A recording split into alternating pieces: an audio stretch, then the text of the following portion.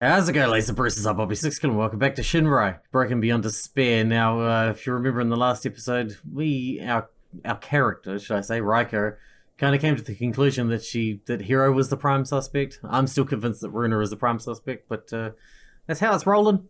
But Hero is with Carmen right now, so we're going to go check on them to make sure he hasn't murdered anybody else. That's it, pretty much. Once the three of us had stepped up through the sliding doors, we immediately glanced to our left down the hallway. There was no trace of Runa, however, which could only mean that she'd already reached the restrooms. Without much hesitation, we began heading towards them, as well. Ryan, the candle she had brought with her, had taken the lead. I can't believe that guy, to suggest such a ridiculous thing, that one of us could be a murderer. That Runa would even have a motive. What a jerk. Yeah, there ain't no way it could be true, right? Of course not. That's just impossible. You think so too, right? Raiko-chan? Even though the choice of her words had meant to show that she was sure of it, the tone of her voice and the fact that she was asking for confirmation indicated the opposite. I didn't really want to, but I figured it was probably the best way to answer this one truthfully. While I'd rather not believe it myself, there is no denying that the possibility does exist. What are you saying? So you too think? But that's like totally cray-cray. No, she's right.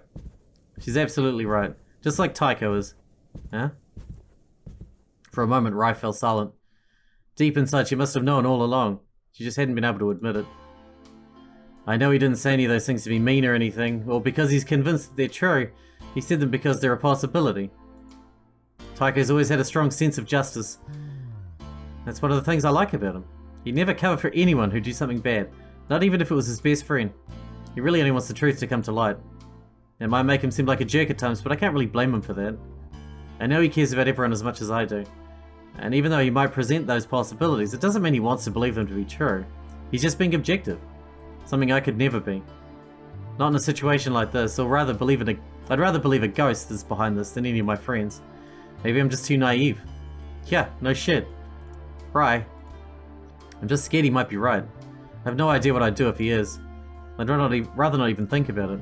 But I guess just closing your eyes like that might not be the best solution either. I've always done that. Maybe it's a little childish, but vehemently denying the truth is a lot easier than accepting it.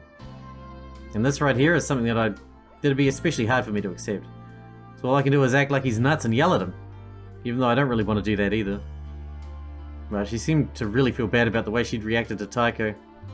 I guess this just went to prove how much she liked him. And it's not like I could understand her. I couldn't understand her. I could totally understand her quite well, in fact. The truth could be an ugly thing. But the act of deluding oneself on purpose like that was just as ugly. Dang, I'm not even sure why I'm ranting on like this. Just forget everything I said. Anyways, let's head upstairs, shall we? You ain't gonna check on Runa? Nah, she's fine. She just needs some time to cool off. We're gonna grab her on our way back. Okay, if you say so. And just like that, Rai marched past the restrooms and directly towards the staircase. Well, I guess that was fine with me. I didn't want to look like I was in a hurry. And have her ask me why. After what happened in the dining hall and her monologue just now, I couldn't bring myself to tell her the real reason why I wanted to check on Hero and Carmen. Still, the sooner we would arrive upstairs, the better. You don't want to be late though, and then one of them already be dead. That would be bad. When we reached the second floor, the hallway stretched out before us was completely dark. Not a single shred of light was coming through the window at the other end. If it hadn't been for the candle Rai had brought with her, we wouldn't be able to see a thing. Then again, even with the candle, we couldn't really see anything. Or anyone. The corridor was just as empty as it was silent. There was no sign of Hero or Carmen. That could only mean that he must have led her into the guest room. Again. However... Dang it, which one was it? I only remember it being somewhere in the middle of the corridor on the left side. Was it the door with that weird Halloween sign on it? Oh, right. I totally forgot about that. It reminds me, we still don't know what that's all about. We continued passing all the guest rooms doors until we arrived at the one with the piece of paper still attached to it. As Rai bathed in the flickering light of the candle, I couldn't help but stand there in silence for a moment and stare at it. Happy Halloween. Just as Rai had said, it's still unclear who had put it there and for what reason. All I could say is it wouldn't make much sense for Momoka to do it right before hanging herself. I mean, who would ridicule their own death in such a way? If she'd been murdered, however, I guess it could be the work of her killer. But even then, why leave a piece of paper such as this on the door? To scare the rest of you? Simply to mock us? In any case, it was certainly rather puzzling. but there was still time to figure this out later. But now there was something important to take care of. Carmen? Hero? You guys in there? We waited for a few seconds, but there was no response. Rai tried knocking on the door again, but still nothing. Unsure of what to make of this, the three of us exchanged puzzled gazes.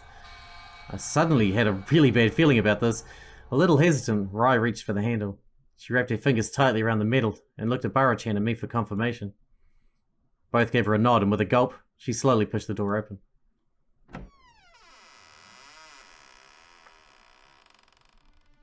None of us would ever have anticipated the scene waiting for us behind it. Carmen?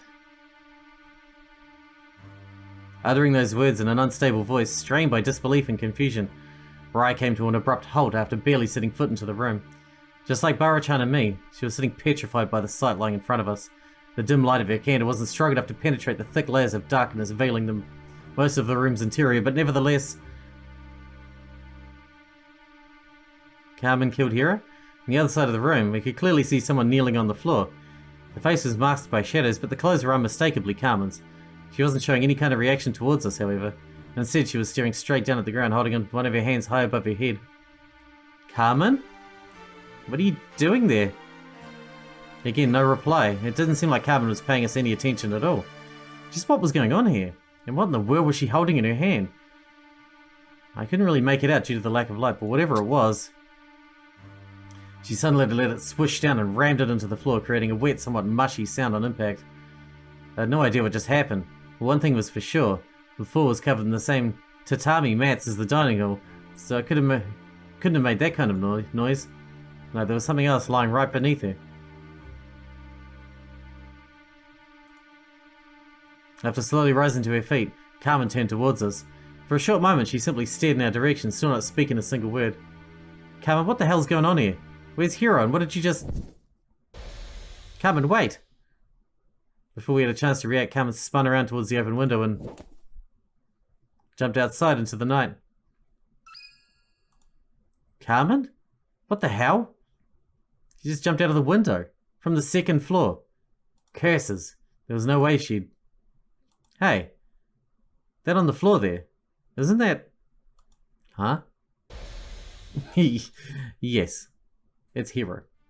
Letting out a blood-curdling scream, Rai stumbled backwards, almost dropping her candle as she fell right into Barachan's arms. When I looked at her, face was overcome by pure terror. Bewildered, I turned my head back and aimed my gaze at the floor. It was so dark I could hardly recognize anything, so I took a few more steps into the room to get a better look at whatever had scared her that much.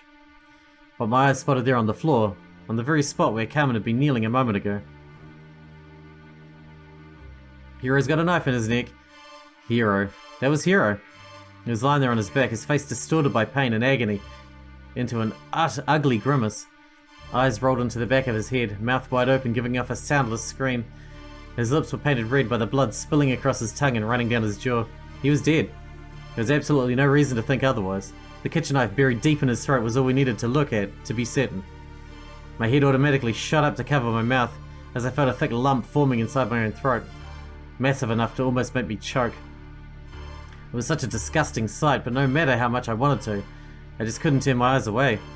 Almost like I was hypnotized, I kept staring at his lifeless body, at that grotesque wound surrounding the sharp blade, watching how more and more of the disturbing red liquid kept erupting from it, soaking the collar of his shirt and dyeing it the same color. There were no words to properly describe this gruesome scene, nor how I felt about it.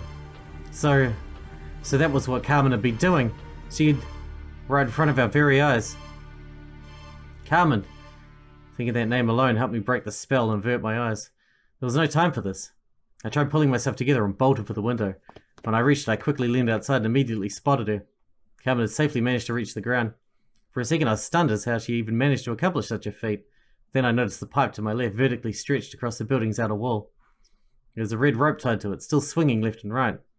Below it, Carmen was standing, looking up at the window. Right at me. I wanted to call her name, but before I got the chance to do so, she suddenly dashed away. Well, if she could do it, so could I. Oh shit. Raiko-chan, what the hell are you doing? You can't be serious. That's insane. Don't. Barachan and Rai darted towards me, but it was too late. I'd already climbed onto the windowsill. Before they could stop me, I reached for the rope and grabbed it with both hands, and jumped outside. Raiko, no! I swung around and hit my feet against the building to get a hold. When I looked down, I instantly regretted my decision. The distance to the ground was quite large, but there was no turning back now. Just as there was no time for hesitation. If I wanted to catch her, I had to hurry. Making tiny leaps, I hopped down the resort, repeatedly whacking the soles of my shoes against it as the rope slid through my hands. They quickly began to burn from chafing across my palms, so when I was almost on par with the first floor window, I simply let go, letting myself fall the last bit. Right into the thicket below. Needless to say, I was rather uncomfortable landing. But I didn't have the luxury of enjoying the sweet feeling of pain on my butt. I tried getting back to my feet ASAP. I heard Rai and Barachan yelling from above, but ignored them and focused on Carmen instead. I could see her in the distance standing still and looking in my direction. I guess she was surprised I actually decided to follow her like this. She's gonna kill us! I mean, I was surprised myself that I'd been insane enough to jump out that window. But here I was! And when she realized what that meant, she quickly turned around and continued running. And without wasting any time, I immediately gave chase. Carmen, just why? Why had she done this? Why had she killed Hiro? Because Hiro killed her best friend? Does that mean my theory was correct? And he had been the one to kill Momoko? Had Carmen figured it out herself and decided to take revenge on him? Subsequently becoming a murderer herself? Was that what had happened? I guess it was a possibility. It's the most likely thing, isn't it? However, thinking about this now was pointless. If I could just catch her, I could hear the truth from her own mouth. When I saw her vanishing around the corner of the building, I stepped it up a notch, running as fast as my non-athletic body was capable of. However, where did she... Once I reached the corner myself, I instantly hit the brakes. She was gone. I couldn't see her anymore, nor could I hear her footsteps. All that was reaching my ears now was the restless cackling of the cicadas. I'd lost her. She didn't have that much of a head start though, so she couldn't have already vanished into the dark distance ahead. But then again, where could she have... My eyes instantly fell on the thick, gapless rows of black trees surrounding the resort. They seemed to be the only possibility, but if she'd actually escaped into the forest, trying to find her would be next to impossible. That's the whole point. I strained my eyes and ears, trying to make out any signs revealing her location. Unfortunately, it was too dark to see anything, and any noises she might have made were deeply drowned among the relentless waves of insect cries. Curses, what to do now? Trying to get through the forest in this darkness was a surefire way to get lost. She must have known that herself. Then again, it was not like she had much of a choice. If she didn't want to be caught, returning to the resort was out of the question now. But left with not much of a choice myself, I decided to keep moving. It was possible she'd only wanted to vanish from sight while continuing behind the front row of trees. If she safely wanted to escape from here without getting lost, her best bet was to take the stairwell at the main entrance, which led down to the parking area. Even though my stamina was already dwindling, I mobilized all my remaining energy and ran as fast as I could. I've never been much of an athlete, but I wasn't willing to give up just yet. I had to catch her, no matter what. Raika-chan? I could hear Barachan's voice in the distance. Rai also seemed to be shouting my name. Soon I was able to see the light of her candle shimmering through the darkness. The two of them were already at the main entrance. Raika-chan? There you are. How were you thinking? Once I reached them, I slowly came to a halt. My heartbeat and breathing speed had increased considerably. I was completely out of breath and needed a moment to catch it, but Barachan didn't give me much of a chance to. Instead, she only caused me even more breathing troubles by throwing her arms around my exhausted body and squeezing it like there was no tomorrow. Are you crazy? I was so frickin' scared. Don't ever do that again, you hear me? Seriously, do you even know how dangerous that was? To think that you of all people... Well, what could I say? I still surprised myself. I simply acted on impulse. I didn't have the slightest clue what had been going through my head at that moment. But one thing I knew for certain, I wasn't keen on jumping out of a second floor window ever again. Anyways, thank God you're okay. I mean, you are alright, right? You didn't hurt yourself, did you? I'm fine. Sorry for making you worry. Anyway, did you see Carmen? No. So I guess that means you lost her? Yes, unfortunately. Was the entrance still locked when you got here? Of course. I just unlocked it myself, so there's no way she could have gotten inside here. I see. Does that mean she escaped into the forest? But that'd be a really bad idea. Yeah. Even in broad daylight, it's super easy to get lost. Besides, even if she made it through, then what? The next city's far away. She isn't going to get anywhere without a car. Unless she doesn't mind taking a very long walk. So what are we going to do now? We can't just let her get away. It doesn't look like we have much of a choice. Searching for her out here would be pointless. We're never going to find her. So I suggest we head back inside. Neither Barachan nor Rai herself seemed too happy with this idea, but there really wasn't anything else we could do. And now we knew who the culprit was, and that another person had lost their life. It was all the more important to find a way to call for help ASAP. Besides, I really wanted to check out the second floor guest room again. There was something that was bothering me quite a bit. Once back inside, Rai made sure to lock the main entrance again before we quickly marched through the reception and entered the hallway. She slammed the door shut behind us, and just to be safe, locked it as well. Just when she was done... Hello? We turned our heads toward the direction of the voices coming from. It was accompanied by the sound of timid footsteps and squeaking wood. Someone was slowly descending the stairs. After exchanging puzzled gazes, the three of us gathered in front of the staircase. Dim candlelight was illuminating the walls at its top. It didn't take long for the person holding the candle to come into view. Just like us, she was wearing a rather confused expression on her face. Miyamoto-san? Shinpuku-san? Akadori-san? What are you doing here? I could ask you the same thing. What were you doing upstairs? I thought you went to the restrooms. Well, I heard a scream come from the floor above, and I got worried, so I went to take a look. But no one was there. Did you hear anything? Or was it just my imagination? Actually, I was the one screaming. But wait a sec. If you went upstairs after hearing me scream, shouldn't we have run into each other? Indeed. Rai and Barachan had immediately headed for the first floor after I jumped out of the window. If Runa had moved up here after hearing Rai's scream, they should have come across each other on the staircase. Well, I didn't head for the second floor right away.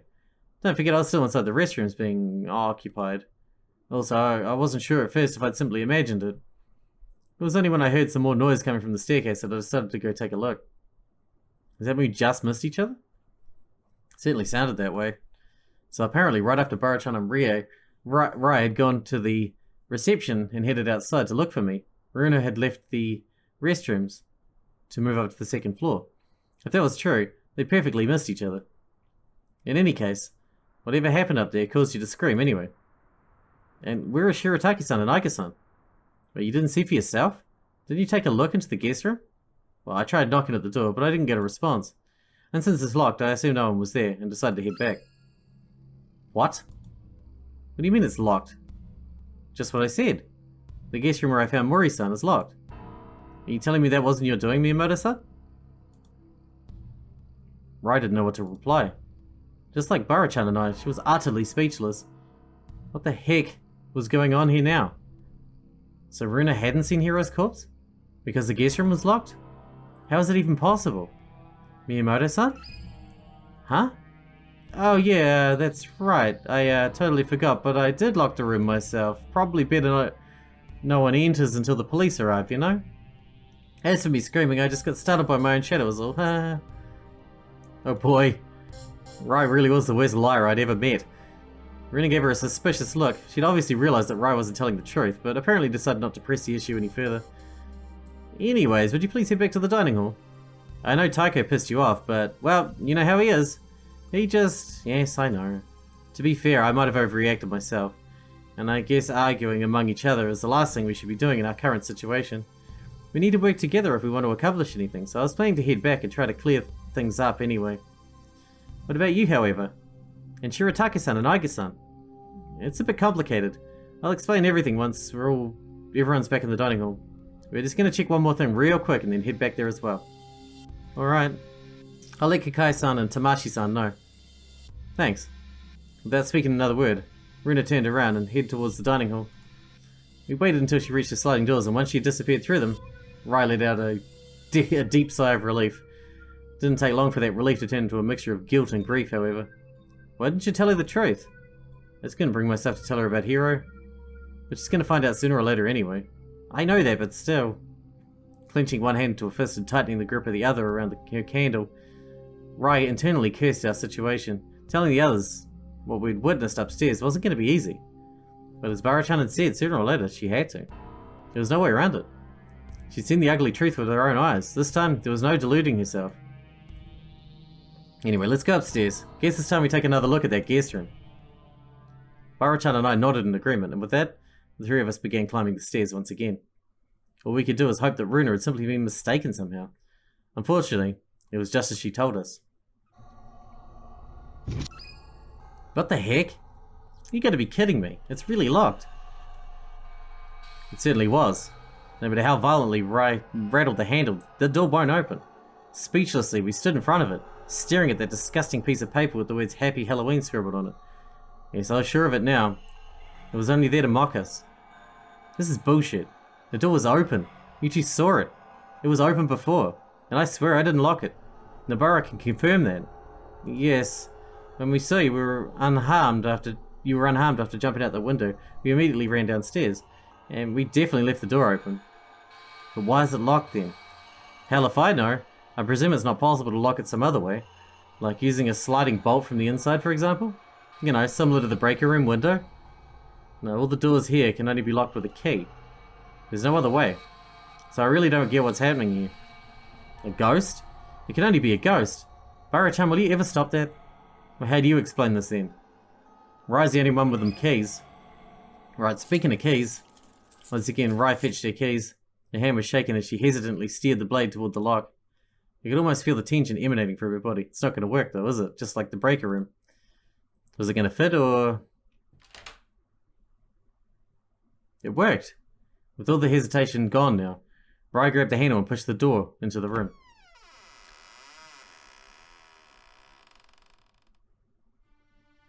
He's gone. What the... Nothing. There was absolutely nothing. No trace of either Hiro or Momoko's corpse. Not even a tiny speck of blood on the floor. Even the window was closed. And not just that. As I went over to check it, I had to realize that it was locked. But how? How could this be? It was almost as though nothing had ever happened inside here. Oh crap, we are tripping balls now. How? Ain't this the right room? It should be. The one with the Halloween sign. That was the one we opened earlier, remember? Someone could have moved the sign though. I still think Runa. So it's gotta be this room. But where the heck's Hiro then? And Momoko, we should open all the doors. All the rooms. Are you telling me their bodies just vanished? No, that was ridiculous. A corpse wouldn't just disappear into thin air like that, let alone two. And there wouldn't have been enough time for anyone to carry them away or hide them here either. Especially not without leaving any traces. There had to be some other explanation for this. I had to check something. I moved back into the hallway and walked over to the guest room, left of the one we just entered. I grabbed the door handle, but... no dice. I couldn't push it open. I turned around and tried the guest room on the right, but once again... didn't work. We should try all the rooms. Room 211. That was the one Rai had unlocked. There. The one with the Halloween sign on it. Both guest rooms were adjacent to it, and numbers 209 and 213 were locked. This was impossible, however. I hadn't paid attention to the room numbers before, but I was absolutely certain that the room in which we found Momoko was on this side of the corridor. And it had to be one of these three. So one of them should have been open the whole time. You know, I have absolutely no clue what the hell's going on anymore. Or what the heck we're supposed to do. But I can tell you one thing. I'm getting pretty damn scared now. I'm really starting to believe there's a ghost behind all of this. I mean, the stuff that's going on here, there's no way any of it could be properly explained otherwise, right? That's what I've been telling you the whole frickin' time. And I'm still telling you that's nonsense. And I hope you actually have an explanation for this. And it better be something other than the three of us hallucinating what happened here. Maybe I have. In fact, I think I'm finally starting to understand what's going on here. Wait, you do? Like I said, maybe. In any case, let's head back to the dining hall for now. I'd like to ask a certain someone some more questions. Besides, we need to tell the others about everything we saw here. As well as about Hiro and Carmen. Right. Rai still didn't seem too eager about that. I could understand she didn't want to tell her best friend that the guy she loved was no longer alive, but there was no helping it. We had to let them know. And then it was finally time to uncover the truth behind tonight's mysterious events. Are we nearly at the end? That's what it sounds like.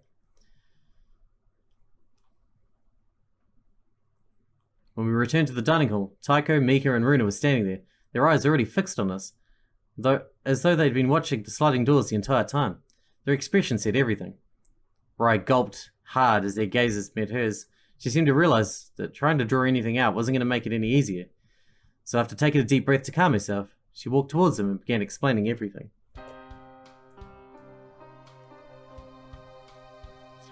What followed were several long moments of silence. At first, the three of them just gaped at Rai as they tried to process her words, Then they slowly moved their eyes onto Bara-chan and me. It didn't look like they wanted to believe what Rai had told them, so they seemed to be hoping that we would tell a different story. Unfortunately, all we could do was quietly shake our heads. As ridiculous as it sounded, it was the truth. Now, not only one, but 2 of our classmates were dead. 2 others were missing, and one of them was a murderer. Even Taiko, who had brought up the whole murder theory himself, seemed like he had a hard time believing any of this. Grinding his teeth and holding his head with one hand, as though he was suffering from a sudden migraine, he clenched the other into a fist and slammed it against the wall in anger. Meanwhile, Miki just stood there with a helpless look on her face as Runa broke down into tears right next to her. Rai immediately rushed over to her friend and took her in her arms.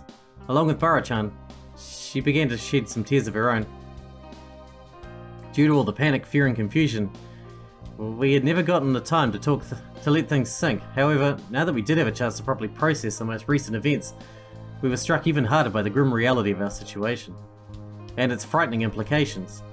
While Rai took care of Runa, I tried to comfort Bara-chan as best I could, but seeing everyone like this made it hard even for me to keep my emotions hidden inside. Naturally, it took quite some time for everyone to calm down, especially for Runa. However, after what felt like an eternity, the flow of sadness slowly began to subside. I'm sorry, Runa. I couldn't bring myself to tell you earlier. Forgive me? It's fine, Miyamoto-san. After meeting you 3 at the staircase, I kinda had a hunch that something like this had happened. I just can't believe it. Why would Aika-san do such a horrible thing? I wish I knew the answer myself. But you're absolutely certain that Hiro is dead. I mean, you said you weren't able to find his corpse when you went back up, so maybe you just imagined the whole thing? Yeah, sure, in that case all 3 of us imagined the exact same thing. I have absolutely no idea why the guest room was empty when we checked it again, but I can tell you, that's what we saw. And there's no way Hiro could have survived it. I mean, sure, I didn't exactly check for a pulse or anything, but Carmen rammed that knife right into his throat. He's definitely died on the spot. The poor guy couldn't even scream. Wait a second, what did she just said? The poor guy couldn't even scream. I hadn't realized it before, but now that she mentioned it... Wait, was it possible that... Aku? What was that? What was what? Mika could have sworn she heard a weird sound just now. A weird sound? What exactly do you... Before he could finish, Mika pressed a finger against her lips, signaling him to shut up. The rest of us fell silent as well, as we strained our ears and listened carefully, trying to make out whatever she had heard. There was nothing, however. Not even the slightest...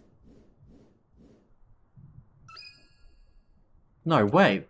There was something. I could hear a faint, rather distant knocking sound. And not just that. There was something else. It almost sounded like a voice. Yes, a muffled voice yelling something. It was hard to make out, but... Help. Someone's calling for help. But where's it coming from? Taiko immediately got down on all fours. He pressed his ear against the tatami floor, and just a moment later jumped back up, his face painted with urgency. Right below us. It's coming from right below us. That's the breaker room. Isn't that... The breaker room. Does that mean someone's been in there all along? It's gotta be Koto-kun. Damn it. We've gotta hurry. Come on. Without wasting any time, Taiko leapt for the sliding doors. He threw them open and bolted to the corridor. We can't open the fucking door though. Oh, he can open the window though and get out. The others followed right behind. Curses. If Kotoba was in danger, every split second was important now. 2 people had already lost their lives. We couldn't risk that number going up any further. We had to get him ASAP. So I dashed through the sliding doors myself and... Oh, what do we do? It's not a trick, is it? I mean, if we all stay together, we should be good, right? I'm just gonna follow them without hesitation. I want to stick together. Without wasting another second, I darted down the hallway, chasing after the others. We ran as fast as we could. Even when we reached the stairs, we barely slowed down. The darkness certainly didn't stop us. It was downward, full speed, 2 steps at a time. Only when Runa almost fell did we come to a halt. Due to her kimono, she had a hard time moving as fast as everyone else. Bara-chan assisted her while we continued downstairs. I nearly slipped a couple of times myself, but always managed to hang onto the railing and stabilize myself again. Thankfully, once we reached the bottom of the stairs, it was just a straight line to our goal. We picked up the pace even more and shot down the hallway like bullets fired from a pistol, until we finally reached the breaker room. Kotoba? Kotoba, can you hear me? Taiko hammered his fist against the door like crazy, but there was no response. In fact, Kotoba's cry for help ceased completely. Just like that weird knocking sound we heard before. Answer me, goddammit! Why isn't he responding? Do you think... I don't know, but we gotta get inside there. Now. But how? The door's locked and my keys still won't fit. Damn it! Enraged, Taiko slammed his fist against the door one more time. Rai tried again, but it was just as she said. The keys simply didn't fit. So what were we supposed to do? We couldn't unlock it, and if Kotoba couldn't open it for us either, how were we gonna help him? If it wasn't too late for that already. Out of the way. What? What are you planning to do? I give breaking the goddamn door down another try. Are you insane? You already tried that. It won't work. You'll only hurt yourself. Move. Taiko? Without listening to her objections, Taiko pushed Rai aside and signaled us to step back. Once he had enough room, he grabbed the handle, pushed it down, and threw himself against the door with all his strength. Nothing happened, of course. The door didn't even budge. It didn't stop him, though. If anything, it gave him more determination to open it by force. He took another few steps back and hammered his shoulder against the hard metal. But again, nothing happened. Grinding his teeth, he prepared for another attempt. However, you're such a stubborn fool. So what? I'm gonna get Kotoba out of there, no matter what. Well, at least let me help then. Might as well break our shoulders together. Taiko didn't even bother talking her out of it. He knew Rai was just as stubborn as he was, so this time the two of them stepped back together. Taiko once grabbed again the handle. Once again grabbed the handle, pushing it down and began to count. 1, 2, 3. The two of them bashed the door, hitting it as hard as they could, but... No, wait! It worked. It actually worked. The door was open. And we're going to leave you on a cliffhanger there. Because we're out of time for today, and I like cliffhangers. Because that makes it more entertaining next time. But yeah, Kotoba, I don't know, man. Sounded like a trick to me, but we'll see. Hope you guys enjoyed it. Thanks for watching. Thanks for hanging out with me, and I'll see you in the next one.